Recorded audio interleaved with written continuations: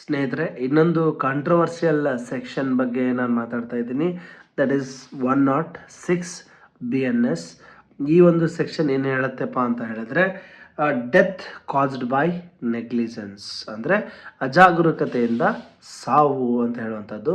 Sir, ಇದರಲ್ಲಿ ಏನಿದೆ, ಕೆಲವೊಂದು ಟೈಮಲ್ಲಿ ಅಜಾಗರೂಕತೆಯಿಂದ ಡ್ರೈವ್ ಮಾಡಿಬಿಟ್ಟು ಆಕ್ಸಿಡೆಂಟ್ ಮಾಡ್ತಾರೆ, ಅಥವಾ ಇನ್ನಿತರೆ ಕೆಲಸಗಳ ಅಥವಾ ಚಟುವಟಿಕೆಯಿಂದಾಗಿ ಸಾವು ಸಂಭವಿಸುತ್ತೆ. ಸೊ ಅದರಲ್ಲಿ ಏನಿದೆ, ನೆಗ್ಲಿಜೆನ್ಸ್ ಅಂದರೆ ಅಜಾಗರೂಕತೆಯಿಂದ ಸಾವು ಸಂಭವಿಸಿದರೆ ಅದು ಪನಿಷಬಲ್ ಅಫೆನ್ಸ್ ಅಲ್ವಾ ಅಂತ. ಆದರೆ ಇದು ಡಾಕ್ಟ್ರುಗಳಿಗೆ ಸಂಬಂಧಿಸಿದ ಹಾಗೆ ತುಂಬ ಕಠೋರವಾಗಿ ಅನಿಸುತ್ತೆ. ಹಾಗಾಗಿ ನೀವು ಭಾಳ ಸಲ ಎಕ್ಸ್ಪೀರಿಯೆನ್ಸ್ ಮಾಡಿರ್ತೀರಿ, ಹಾಸ್ಪಿಟಲಲ್ಲಿ ಕ್ರಿಟಿಕಲ್ ಕಂಡೀಷನ್ ಇರುತ್ತೆ. ಆವಾಗ ಡಾಕ್ಟ್ರ್ ಏನು ಮಾಡ್ತಾರೆ, ಮುಂದಿನ ಆಸ್ಪತ್ರೆಗೆ ತಗೊಂಡೋಗಿ. ಯಾಕಂದರೆ they to have some limitations.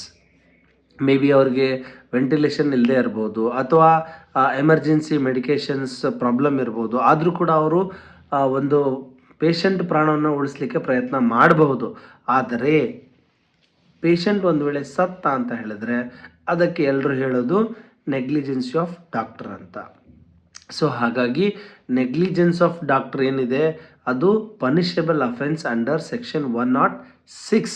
Even though they are not having any intention to kill, ಅಂದರೆ ಆ ವ್ಯಕ್ತಿಯನ್ನು ಸಾಯಿಸಬೇಕು ಎನ್ನುವ ಯಾವುದೇ ಉದ್ದೇಶವಿಲ್ಲದಿದ್ದರೂ ಆ ವ್ಯಕ್ತಿ ಮಾಡಿದ ಕೆಲಸದಿಂದ, ಅಂದರೆ ಡಾಕ್ಟರ್ ಮಾಡಿರೋ ಕೆಲಸದಿಂದ ಆ ವ್ಯಕ್ತಿಯ ಪ್ರಾಣ ಹೋಗಿದೆ ಎಂಬುದೇ ಈ ಒಂದು ಸೆಕ್ಷನ್ನ ಅರ್ಥವಾಗಿರುತ್ತೆ. ಹಾಗಾಗಿ ಮೋಸ್ಟ್ ಆಫ್ ದ ಡಾಕ್ಟರ್ಸ್ ಏನಾದರೂ ಪ್ರಯತ್ನ ಮಾಡಿ ಉಳಿಸ್ಬೇಕು ಅನ್ನೋಂತಹ ಯಾವುದೇ ಒಂದು ಕ್ವಿಕ್ ಆ್ಯಕ್ಷನ್ಸ್ಗೆ ಕೈ ಹಾಕೋದಿಲ್ಲ. ಇದು ಇದರ ಹಿಂದಿನ ಗುಟ್ಟು.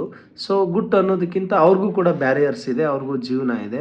ಸೊ ಬೇರೆಯವ್ರ ಜೀವ ಉಳಿಸೋಕೆ ಹೋಗಿ ತಮ್ಮ ಜೀವನನ ಪಣಕ್ಕಿಡೋಕ್ಕೆ ಯಾರೂ ಸಿದ್ಧರಿರೋದಿಲ್ಲ. ಇಂತಹ ಇನ್ನೊಂದಿಷ್ಟು ಕಾಂಟ್ರವರ್ಸಿಯಲ್ ಸೆಕ್ಷನ್ಗಳನ್ನು ಮತ್ತು ಕೆಲವೊಂದಿಷ್ಟು ನಮ್ಮ ಡೈಲಿ ಲೈಫಲ್ಲಿ ಯಾಕೆ ಹಿಂಗಾಗುತ್ತೆ, ಅದಕ್ಕೆ ಇರುವಂತಹ ಮಿತಿ ಏನಿದೆ ಅನ್ನೋರಂತಹ ಇನ್ನೊಂದಿಷ್ಟು ಸೆಕ್ಷನ್ಗಳನ್ನು ನಿಮ್ಮ ಮುಂದೆ ತರ್ತೀನಿ. ಟಿಲ್ ದೆನ್, ನಮಸ್ಕಾರ.